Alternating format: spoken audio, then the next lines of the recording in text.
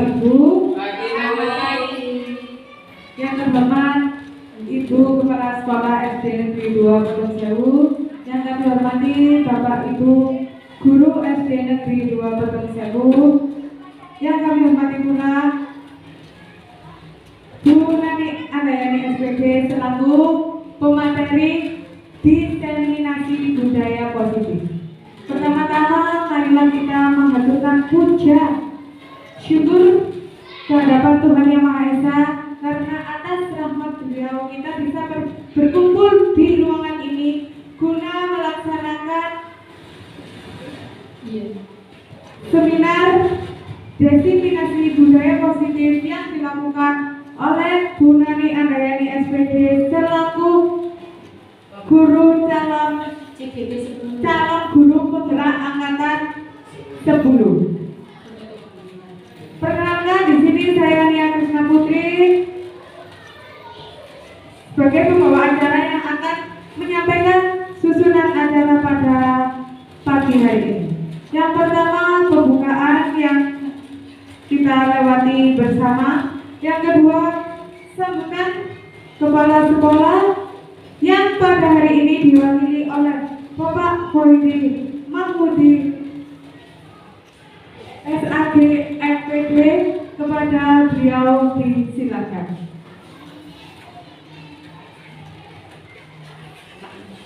Assalamualaikum warahmatullahi wabarakatuh. Waalaikumsalam warahmatullahi wabarakatuh. Hamdana izin hamdan syakirin. Assalatu wassalamu ala rasulillah sayyidina Muhammadin abdillah la haula wala quwwata illa billahil aliyyil azim.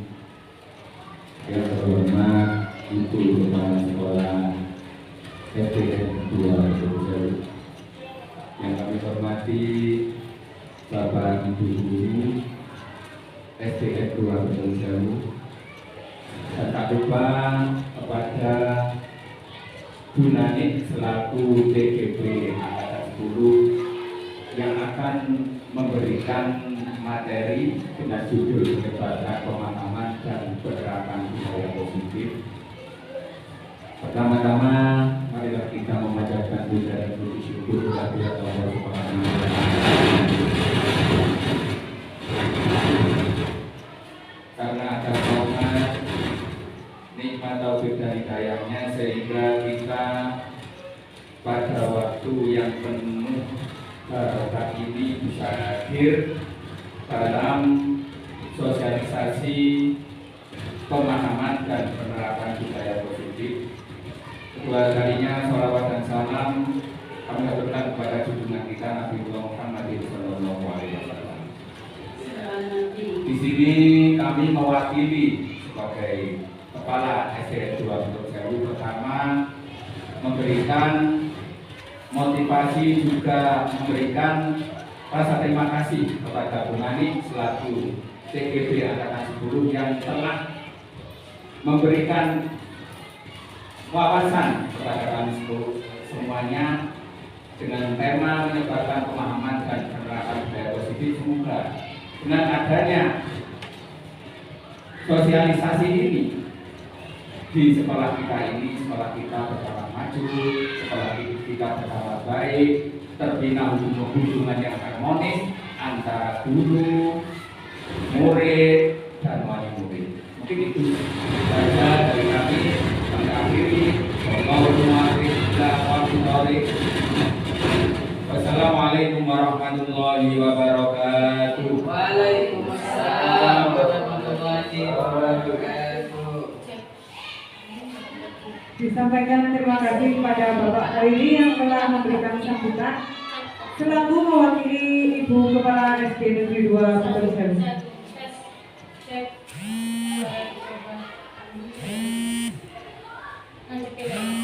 Cek 1 2 3 Bismillah. Alhamdulillah. Tes 1 2 3. Ini adalah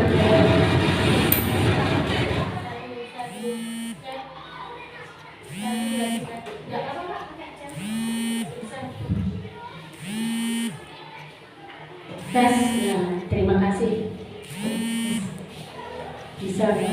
Untuk acara selanjutnya yaitu acara ini, yaitu materi yang akan disampaikan oleh Bu Nani Andayani SPD sebagai KGP Angkatan 10 dengan tema menyebarkan pemahaman dan penerapan budaya positif. Kepada Bu Nani Andayani Terima disilakan. kasih.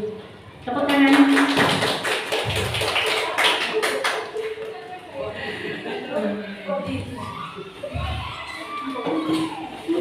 Baik, Bapak Ibu, terima kasih atas kesempatan yang diberikan kepada saya. Perkenalkan, saya Nani Andayani SPD, saya dinas di SD Negeri 2 Petung Sewu. Suami saya cukup satu bernama Pak Jayati, yaitu saya alhamdulillah dikaruniai satu putri dan satu putra. Alhamdulillah, ini hanya intermezzo ya Bapak Ibu. Anak saya yang pertama sekarang sedang menempuh kuliah kebidanan di Polkesma di Jalan Ijen, ngambil 5 tahun. Alhamdulillah sekarang semester 2. Dan alhamdulillah lagi, saya sangat bersyukur saya dikaruniai seorang putra sekarang mau menempuh kelas akselerasi ya Bapak Ibu. Mungkin nanti bisa menginspirasi panjenengan semua. Hanya 2 tahun di MTSN 6 Kepanjen, dan alhamdulillah lagi sekarang sudah diterima di MAN 1 Kota Malang. Itu pun saya sangat bersyukur ya Bapak Ibu. Mungkin nanti bisa menginspirasi. Kalau sudah Allah menggariskan, sudah rezeki, sepertinya sudah tertata dengan baik. Dan alhamdulillah lagi sebelum masuk, teman-temannya masih bingung cari sekolah, kita sudah dapat sekolah.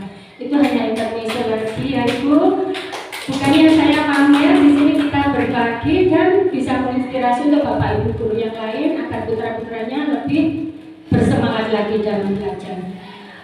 Baik Bapak Ibu, di sini kita akan berbagi tentang menyebarkan pemahaman dan penerapan budaya positif. Ini salah satu kegiatan aksi nyata dalam pendidikan guru penggerak yang saya lakukan di Angkatan 10 ini di tugas modul 1.4 Bapak Ibu. Di sini kita harus membuat aksi nyata dan harus realita. Jadi di sini kita berbagi. Saya bukan mengguli Bapak Ibu, ya Bapak Ibu. Saya minta waktunya sebentar.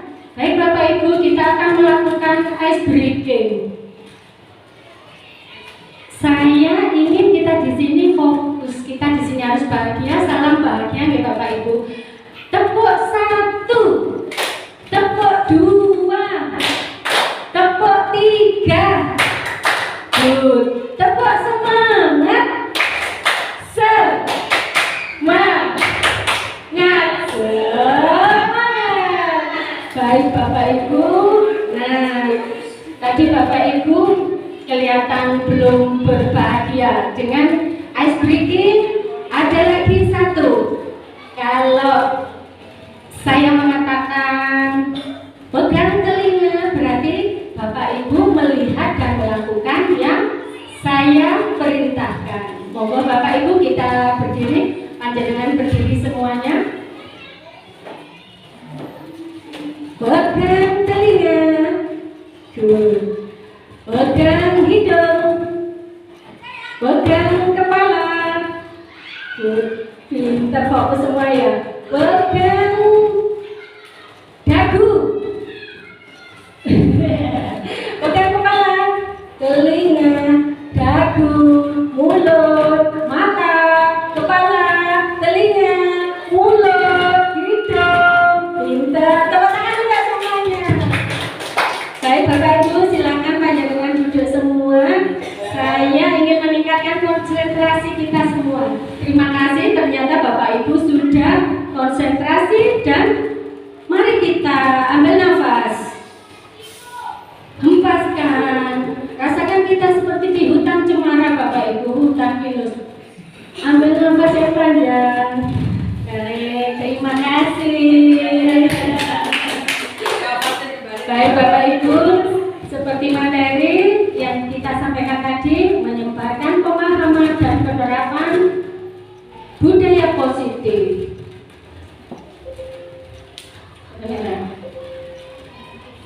Oh iya. Apakah Bapak Ibu setuju dengan pertanyaan ini? Hukuman dapat mendisiplinkan anak. Pemberian hukuman dengan hal positif seperti membaca atau membersihkan halaman sekolah dapat meningkatkan disiplin anak.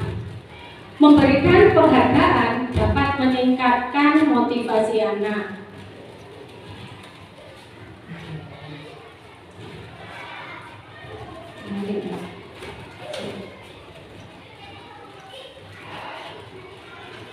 Nah, perubahan paradigma Bapak Ibu kita di sini akan melakukan permainan.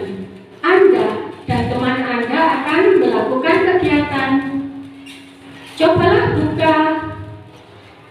Anda adalah A. Tugas Anda adalah mengepalkan salah satu tangan Anda. Coba Anda bayangkan bahwa Anda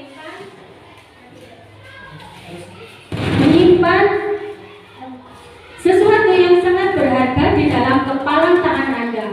Anda perlu menjaga benda tersebut sekuat tenaga Anda karena begitu pentingnya untuk kehidupan Anda. Tugas B adalah rekan Anda adalah mencoba dengan segala cara dengan membuka kepalan tangan Anda.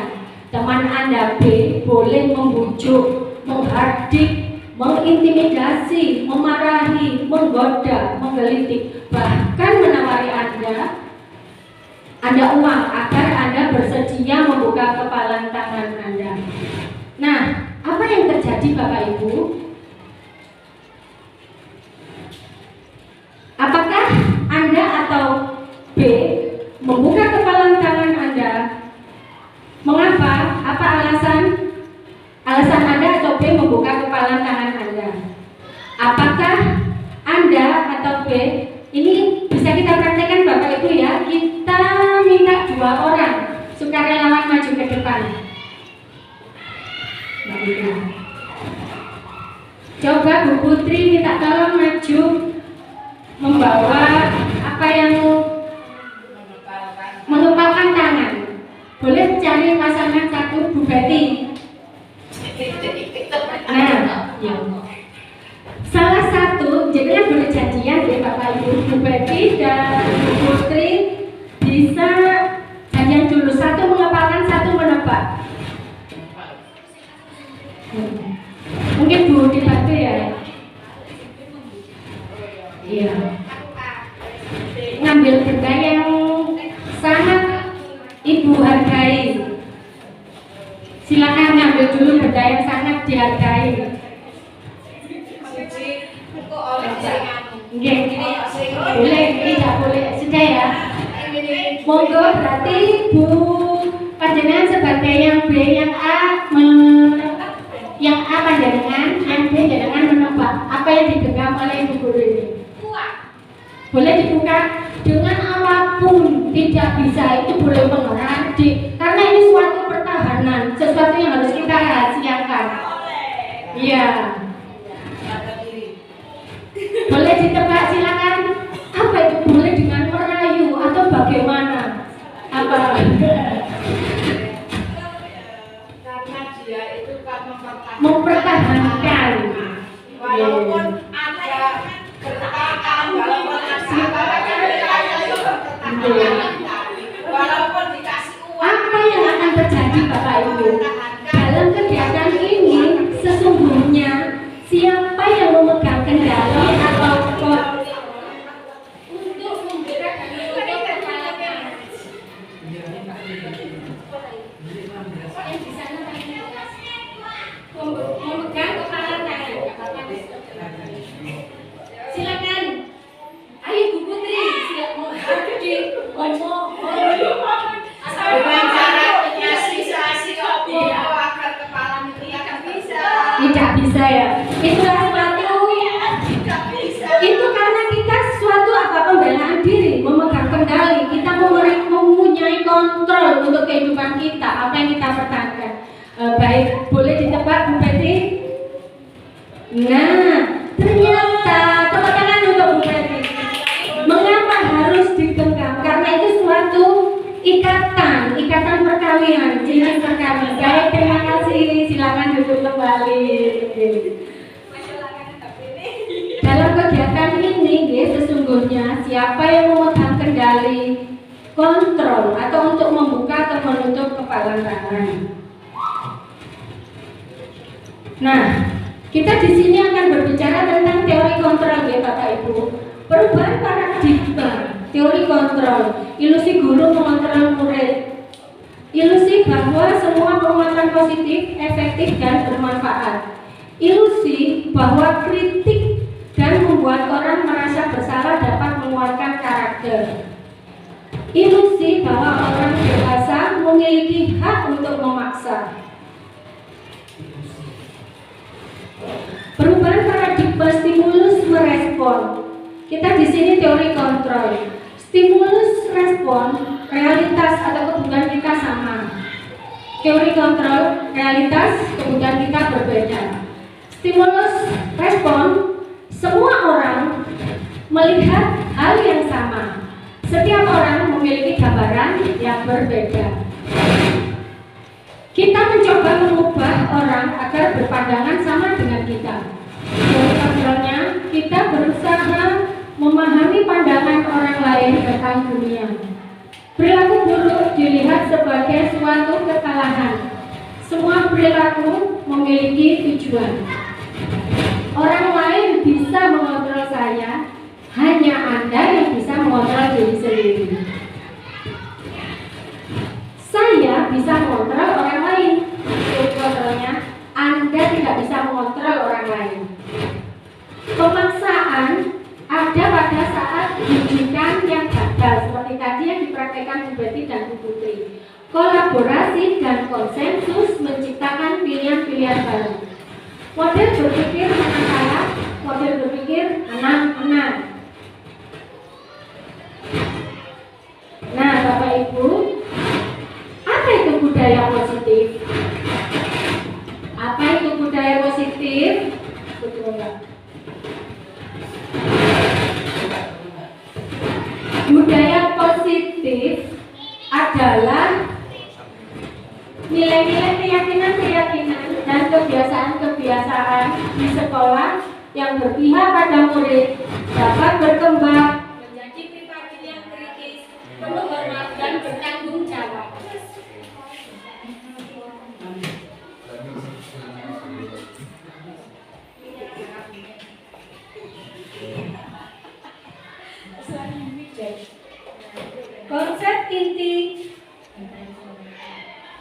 Konsep inti budaya positif. Konsep inti budaya positif.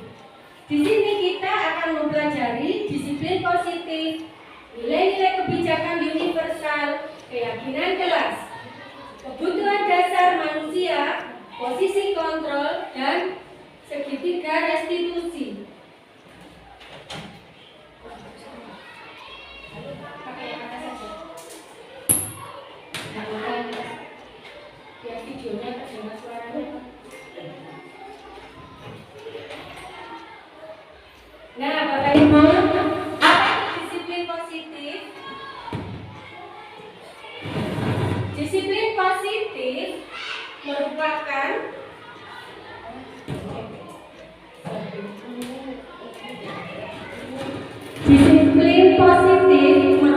suatu cara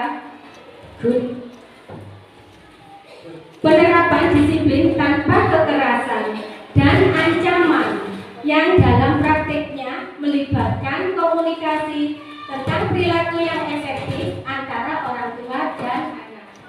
Dalam penerapan disiplin positif ini, anak diajarkan memahami konsekuensi dari perilaku mereka.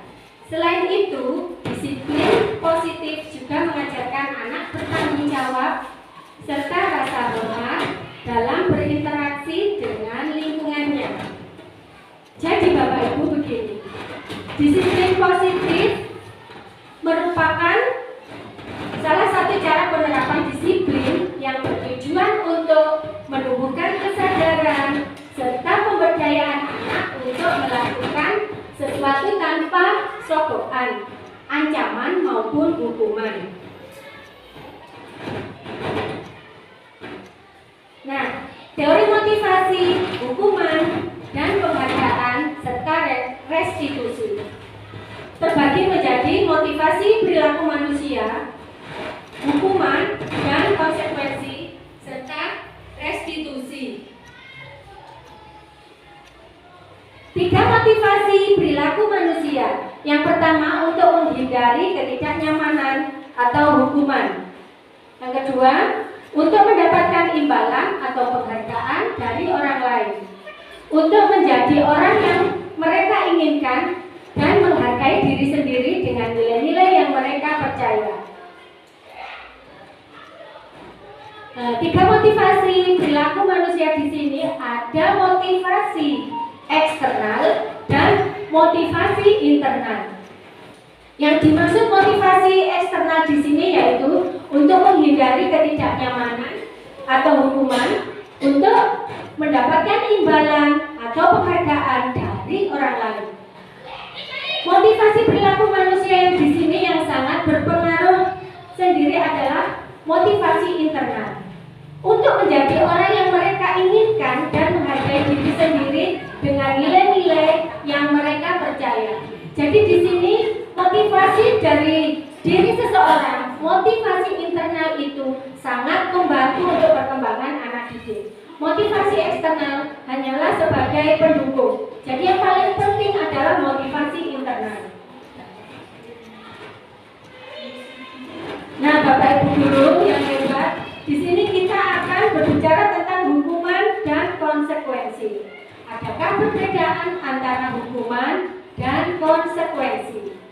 Dalam menjalankan peraturan ataupun keyakinan kelas, bila mana ada suatu pelanggaran, tentunya suatu harus terjadi. Untuk itu, kita perlu meninjau ulang tindakan penegakan peraturan atau keyakinan kelas kita selama ini. Tindakan terhadap suatu pelanggaran pada umumnya berbentuk hukuman atau konsekuensi.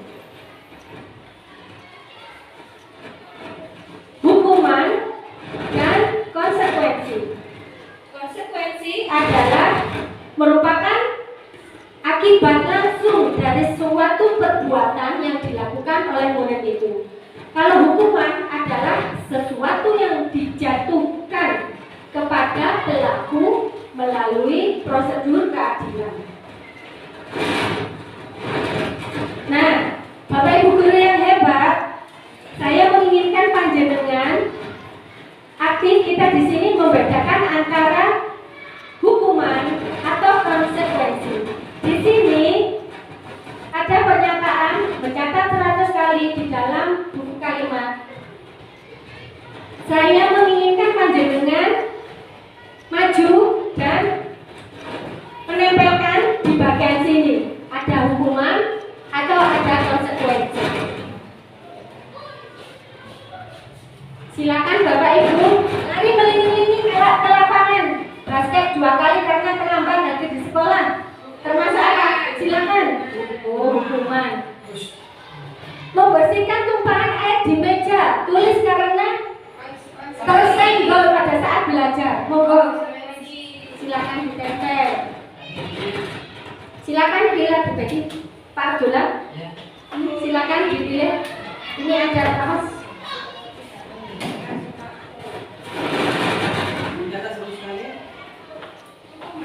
Ditempelkan di hukuman atau konsekuensi. Ini masih ada 2 pernyataan lagi. Bapak Irul, Pak Budi,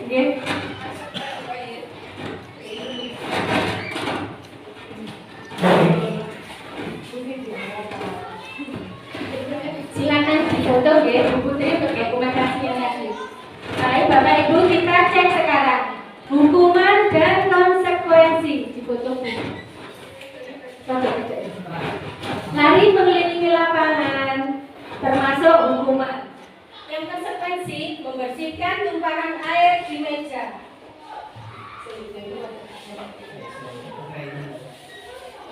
Baik, saya bacakan ya.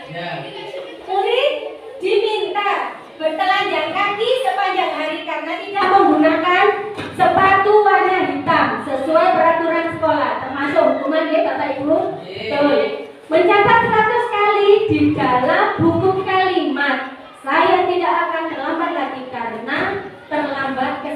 sekolah, ini termasuk hukuman. Berdiri di depan kelas sambil mengangkat kaki, satu kaki karena tidak bisa menjawab pertanyaan guru, itu termasuk hukuman. Yang konsekuensi, membersihkan tumpahan air di meja tulis karena tersenggol pada saat belajar. Yang benar termasuk konsekuensi. Membersihkan coretan yang dibuatnya di meja tulis.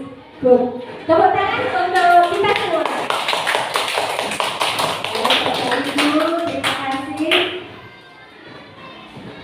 Nah, benar, ini tadi hukuman atau konsekuensi. Jadi tindakan guru mencatat 100 kali, termasuk ini. Mencatat 100 kali ini hukuman di Bapak Ibu. Benar, lari mengelilingi lapangan termasuk hukuman. Memberikan coretan konsekuensi. Nah, sekarang restitusi. Pasti Bapak Ibu guru di sini panjenengan bertanya-tanya, apa itu restitusi? Ada yang bisa jawab? Bantu saya untuk restitusi. Restitusi itu adalah proses. Restitusi adalah sebuah pendekatan untuk menciptakan disiplin positif. Jadi, restitusi adalah proses menciptakan kondisi bagi murid untuk memperbaiki kesalahan mereka, sehingga mereka bisa kembali pada kelompok mereka dengan karakter yang lebih kuat. Restitusi membantu murid menjadi lebih memiliki tujuan, disiplin positif, dan memulihkan dirinya setelah berbuat salah. Nilai-nilai kebajikan, disiplin positif akan mendorong murid pada nilai-nilai kebajikan yang sesuai dengan profil pelajar Pancasila. Nah, Bapak Ibu, profil pelajar Pancasila di sini ada berapa? 7 ya. Yang pertama beriman. Mari kita bernyanyi ya Bapak Ibu. Pelajar Pancasila beriman. Boleh membantu saya maju satu memimpin Tuhan ya.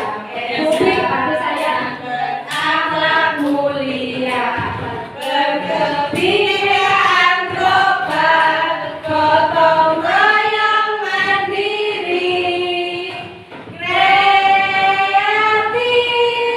dan bernalar kritis. Baik Bapak Ibu, yang sudah kita nyanyikan tadi adalah beriman.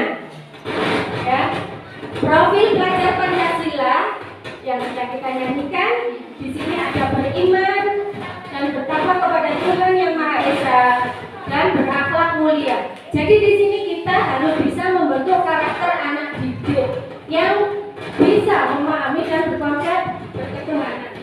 Yang kedua, mandiri. Di sini mandiri kita harus mengimbaskan ke anak didik untuk mandiri, bisa menyelesaikan tugas-tugas kehidupan dengan sehari-hari. Bernalar kritis, ada bisa yang membantu saya? Bernalar kritis itu yang bagaimana? Bernalar kritis bisa menyelesaikan suatu permasalahan. Kreatif, anak bisa menciptakan hal-hal baru, bisa mencari pengalaman-pengalaman baru. Dan yang bergotong royong, bisa bekerja sama dengan sesama teman, bisa membersihkan, bekerja bakti, membersihkan lapangan, membersihkan kelas, tanggung jawab untuk membersihkan semua kebersihan di sekolah merupakan tanggung jawab kita bersama. Nah, yang di sini berkebinekaan global. Kita tidak membeda-bedakan suku karena di Indonesia terdapat bermacam-macam suku, bermacam-macam bahasa. Jadi di sini profil pelajar Pancasila harus bisa menerapkan konsep berkebinekaan global, toleransi, saling menghormati. Oke, next. Contoh penerapan kegiatan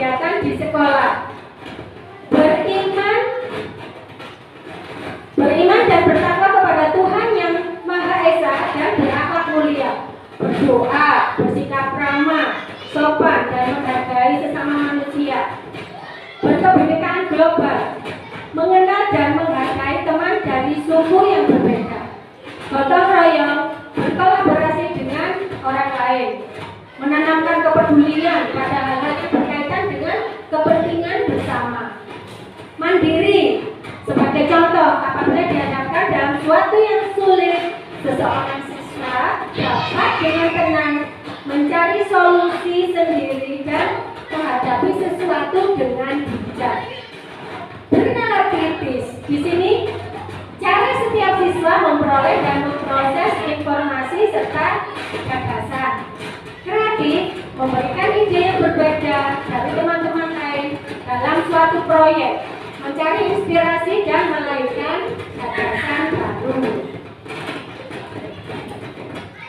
Nah, keyakinan kelas. Apa itu keyakinan kelas? Keyakinan kelas merupakan metode untuk menimbulkan kembali disiplin positif yang didasari oleh motivasi dari dalam diri. Implementasi keyakinan kelas dilatar belakangi bahwa ditemukannya murid yang masih diingatkan untuk melakukan tindakan kebaikan atau kedisiplinan. Dengan adanya keyakinan kelas di setiap kelas, diharapkan dapat mewujudkan tujuan kelas yang mandiri guna menuju pendidikan yang berorientasi kepada profil pelajar Pancasila. Jadi di sini Bapak Ibu ya, keyakinan kelas adalah merupakan kesepakatan kelas yang sudah diyakini bersama oleh Bapak Ibu Dewan Guru dan murid selama proses pembelajaran. Nah, di sini langkah-langkah dalam membuat keyakinan kelas. Yang pertama, siswa menulis keyakinan yang mereka inginkan. Jadi Bapak Ibu Guru mengumpulkan, memfasilitasi anak-anak untuk menuliskan di selembar kertas untuk dituliskan mereka itu menginginkan seperti apa nih Bapak Ibu Guru seperti itu. Yang kedua langkahnya, guru dan siswa mengulas keyakinan yang telah tertulis. Berikutnya, guru dan siswa memilah keyakinan kelas yang paling penting. Mengubah keyakinan kelas menjadi kalimat yang positif. Dan yang terakhir, mengecek dan menyepakati keyakinan kelas. Sampai di sini ada pertanyaan Bapak Ibu untuk keyakinan kelas? Belum ya, lanjut. Contoh keyakinan kelas. Di sini wali kelasnya ada Ibu Dewi Satika. Bekerja sama menjaga kebersihan kelas. Nomor 1, keyakinan kelas. Saling peduli, menghargai dan membantu satu sama lain. Menjaga dan meletakkan barang sesuai tempatnya. Jadi begini, misalnya siswa mengambil satu pensil pun itu harus segera dikembalikan ke tempatnya. Misalnya buku, mengambil buku di pojok belakang harus kembali ke pojok belakang. Mengerjakan tugas tepat waktu, ini merupakan suatu keyakinan kelas. Saling peduli, tepat waktu dan aktif di kelas. 5 kebutuhan dasar manusia di sini yaitu kebutuhan bertahan hidup, kasih sayang dan rasa diterima, kebutuhan kebebasan, kebutuhan kesenangan, dan kebutuhan penguasaan. Ini merupakan 5 kebutuhan dasar manusia. Nah, kebutuhan bertahan hidup bersifat fisiologis. Cek.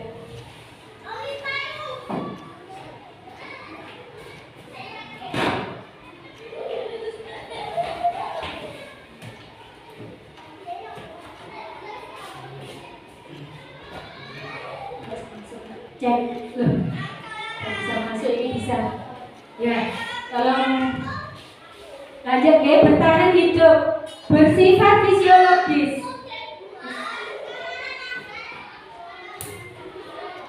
Baik Bapak Ibu, kita lanjut untuk bertahan hidup. Kebutuhan bertahan hidup di sini bersifat fisiologis. Misalnya kita kebutuhannya kesehatan, rumah, dan makanan. Itu merupakan kebutuhan kita untuk bertahan hidup sebagai seorang manusia. Yang kedua, kita membutuhkan kebutuhan kasih sayang dan rasa diterima.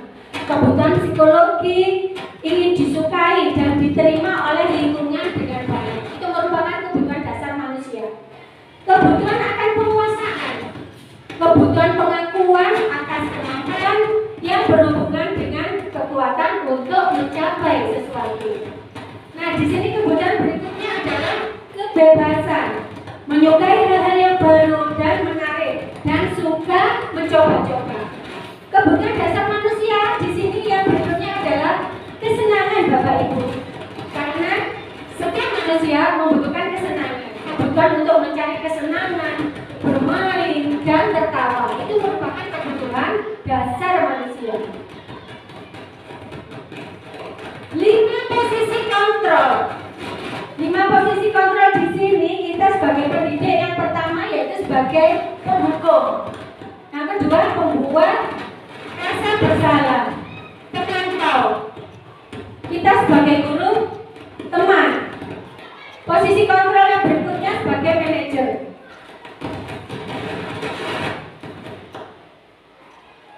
Nah, di sini kita akan menayangkan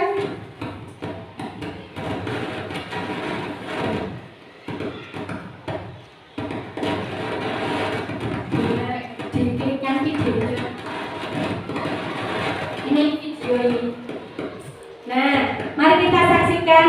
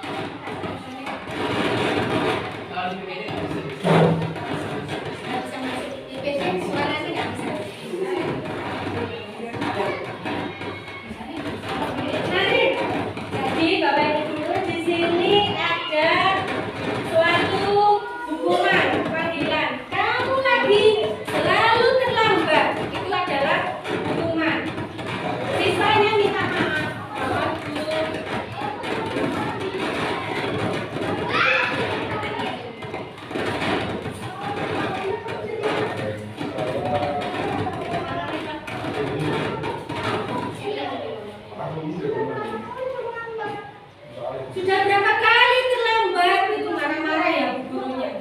Ini adalah suatu hukuman. Kamu mau melawan ibu. Jadi ada muridnya itu datang, bu gurunya membentak-bentak. Itu adalah suatu hukuman yang bisa langsung menjatuhkan anak menjadi anak. Nah itu sebagai penghukum.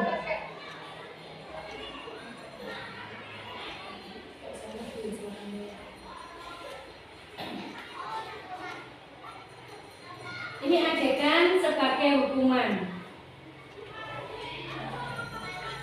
Nah, indikator posisi penghukum di sini berbicara dengan nada yang keras, menunjuk-nunjuk, nadanya dengan membentak-bentak ya Bapak Ibu guru. Terus berkata inggal, membentak dan terlihat sangat emosional. Seperti tadi, Nen, kenapa kamu datang terlambat? Gitu ya. Hukuman fisik maupun verbal akan diberikan kepada murid tersebut. Kamu harus mengelilingi lapangan basket sebanyak 10 kali karena kamu datang terlambat. Seperti yang ditayangkan tadi. Mengakibatkan murid menjadi dendam. Jadi anak-anak itu jadinya langsung apa? Mantel, marah, malu, tidak suka dan dampak negatif lainnya yang bisa timbul.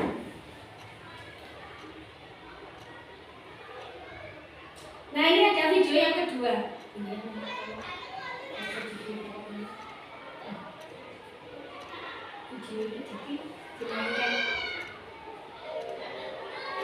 Nah ini ada siswa yang terlambat lagi.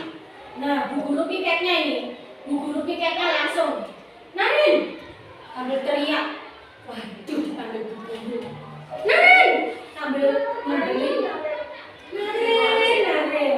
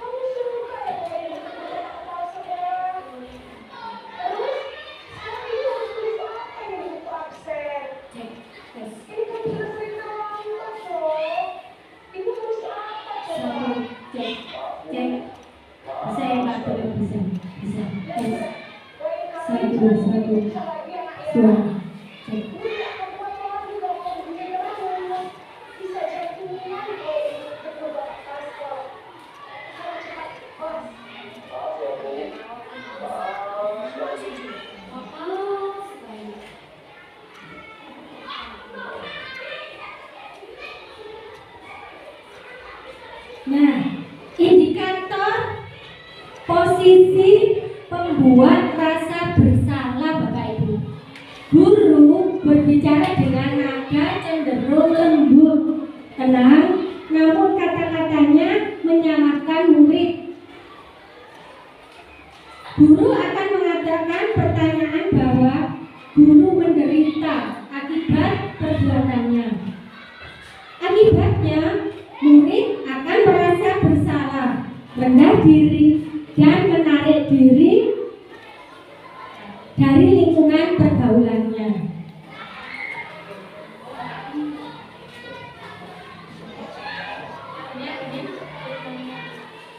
Kita saksikan tayangan video yang ketiga.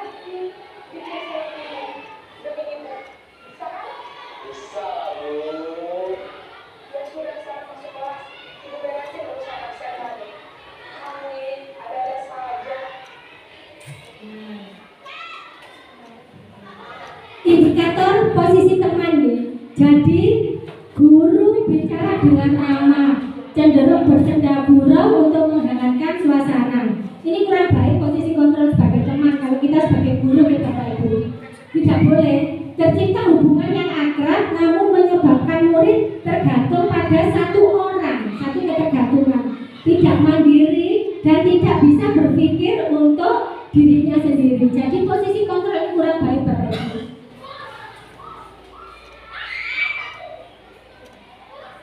Nah, kita saksikan video berikutnya yang keempat.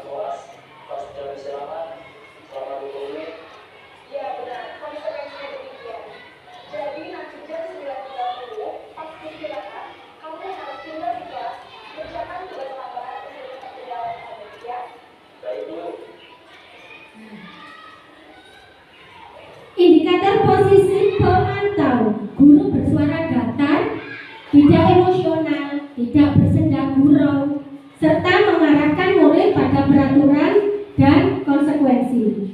Guru harus selalu memantau saat murid diberikan sanksi. Akibatnya murid mematuhi peraturan karena menghindari konsekuensi dan ingin mendapatkan reward atau penghargaan saja, bukan karena kesadaran diri. Ini juga belum sempurna.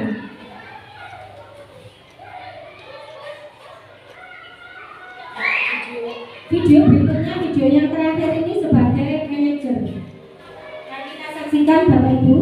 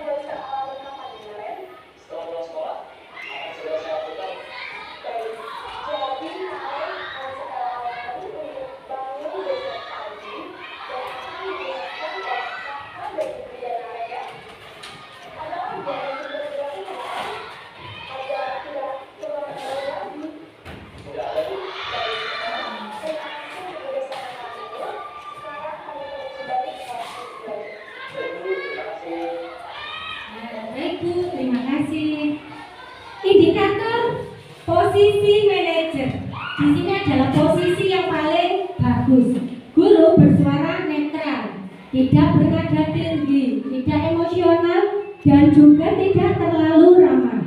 Guru dengan tulus mengajukan pertanyaan-pertanyaan bermakna yang akan membuka pikiran murid. Guru membimbing murid untuk memecahkan masalahnya sendiri. Akibatnya murid menjadi mandiri, bertanggung jawab, dan dapat memecahkan masalahnya sendiri. Jadi begini ya Bapak Ibu guru yang hebat. Posisi kita sebagai guru adalah sebagai manajer. Guru bersuara netral. Dari 5 posisi tadi yang terbaik adalah kita sebagai guru hanya sebagai manajer.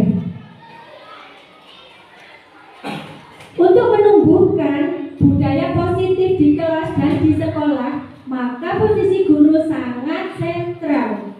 Untuk itu, guru harus dapat menempatkan dirinya pada posisi yang tepat, khususnya saat menghadapi murid bermasalah di kelas.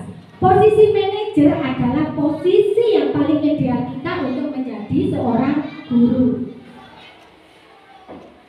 Segitiga restitusi, di sini ada menstabilkan identitas, validasi tindakan yang salah. Segitiga restitusi menanyakan keyakinan.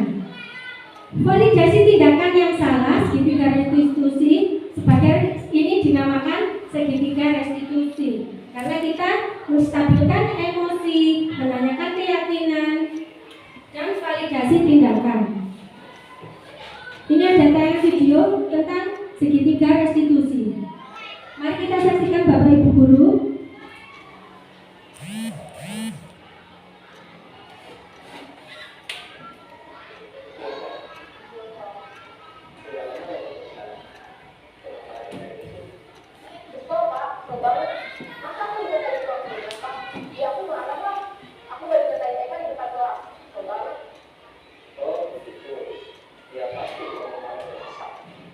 Bapak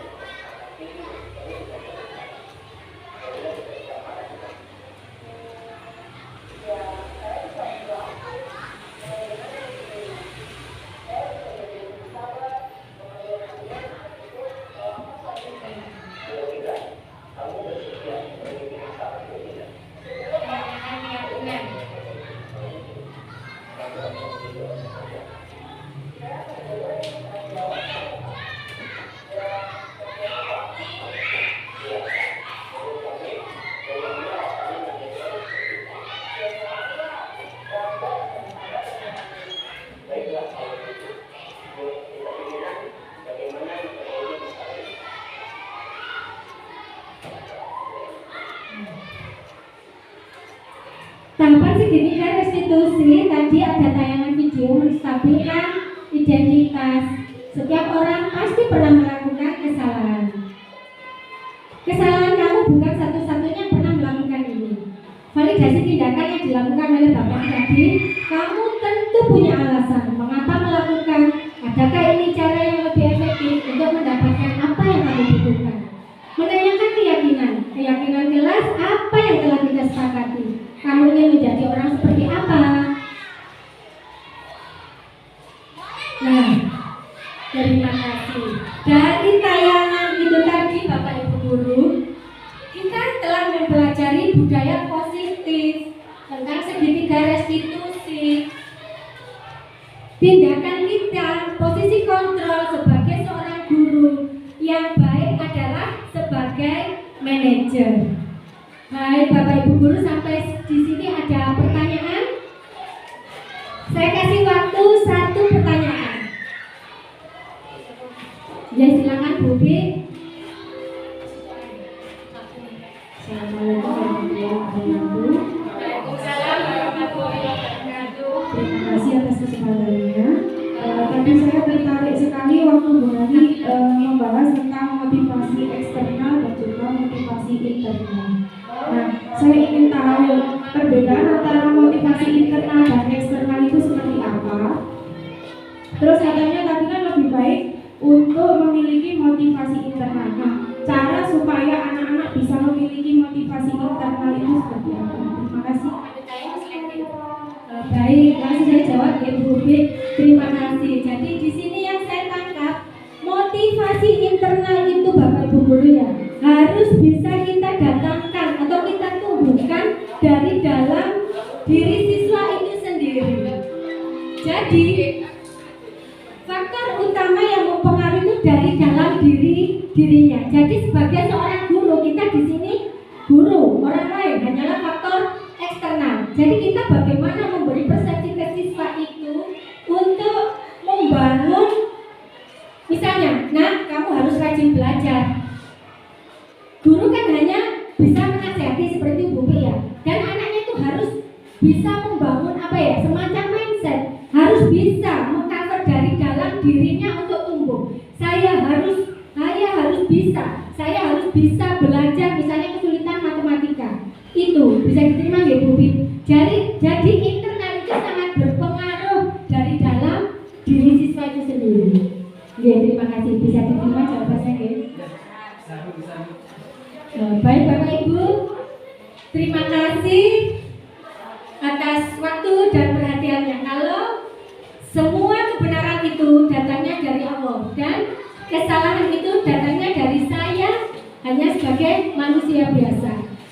Saya punya kalimat pantun di sini Bapak Ibu ya. Enek cecek muntal popo, menawi boten cecek kula nyuwun agunge pangapunten. Akhirul kata, wassalamualaikum warahmatullahi wabarakatuh.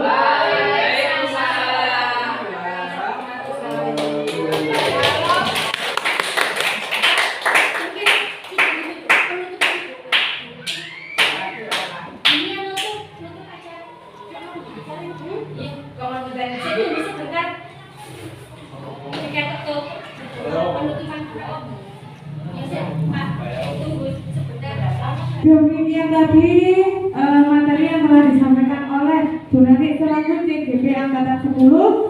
Semoga apa yang disampaikan Bu Nani bisa memberikan manfaat bagi kita semua.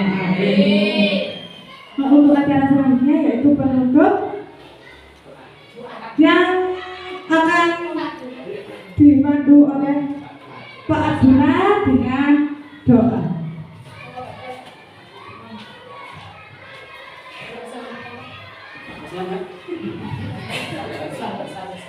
Baik Bapak Ibu, alhamdulillah kita telah melaksanakan presentasi ini selaku CGP Angkatan 10. Mudah-mudahan apa yang kita dengarkan, apa yang kita saksikan bersama menjadi ilmu yang manfaat bagi kita semua. Sebelum acara kita tutup, mari kita berdoa dulu dengan masing-masing dan mengucapkan Islam dan kita berdoa sesuai dengan hadis yang biasa. Alhamdulillah.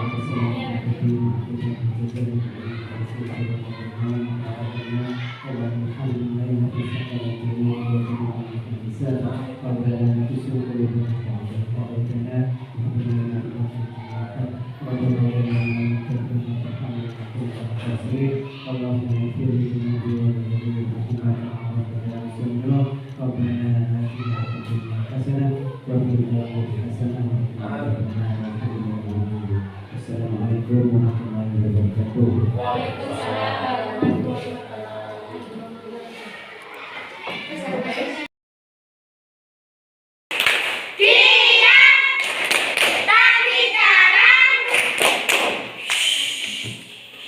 Tepuk semangat.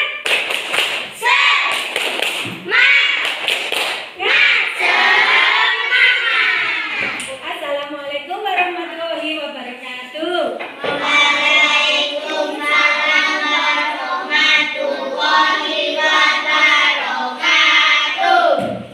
Apa kabar anak-anak? Hari ini kalian sehat semua? Alhamdulillah sehat semua. Hari ini semuanya senang, bergembira? Di sini kita mau apa? Bersenang-senang. Ibu tanya lagi. Di sini kita mau apa? Di sini kita mau membuat kesepakatan kelas, keyakinan kelas. Ada yang tahu kesepakatan kelas itu apa? Tak setting sifatnya non. Nah, anak-anak ada yang tahu kesepakatan kelas itu apa? Tahu. Saya. Biar coba Dewi. Rembukan membuat kesepakatan bersama-sama. Oh betul, tepuk tangan untuk Dewi. Jawaban lain ada yang mau bantu? Heti.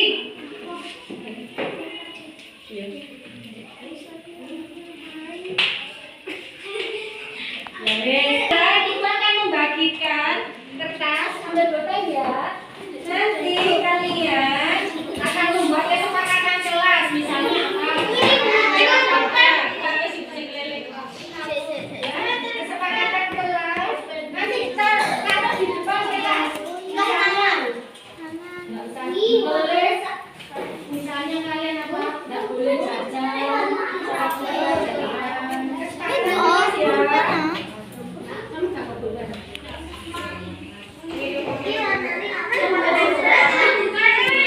Di sini ya, nanti yang tidak ditaruh di papan tulis.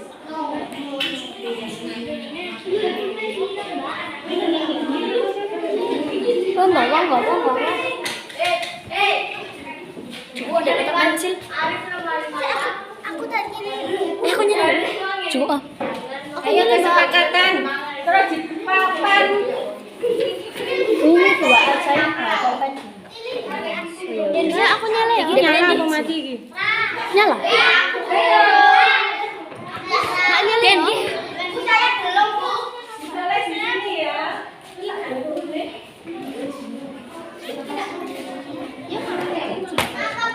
Lah aku nyala ya.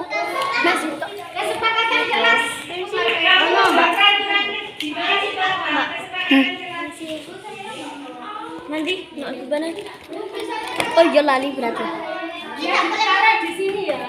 Iku kena. Aku gak bawa pensil kali. Silakan ditulis. Ini lama pensil ya Buri.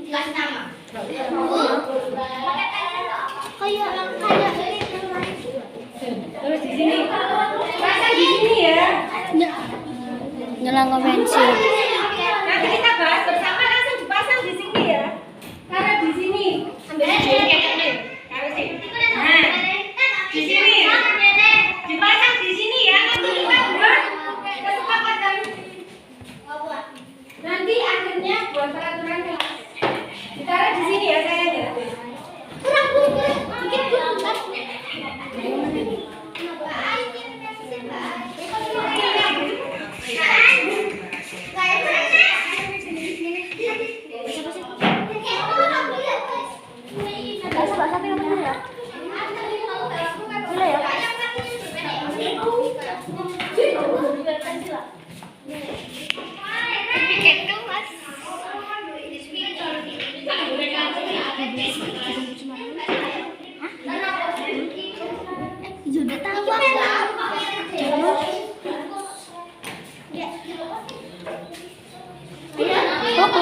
Kita tulis. Ya aku nyele mbak. Kalau silakan. Paus terus nanti kalau udah semua.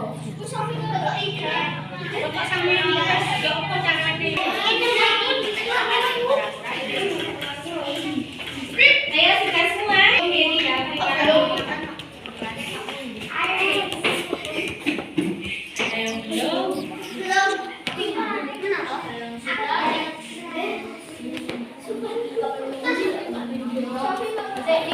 membersihkan.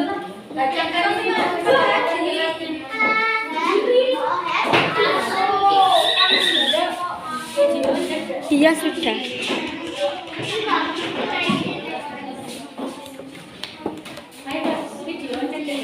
Baca kesepakatan tidak ini pancing Jadi video Mbak.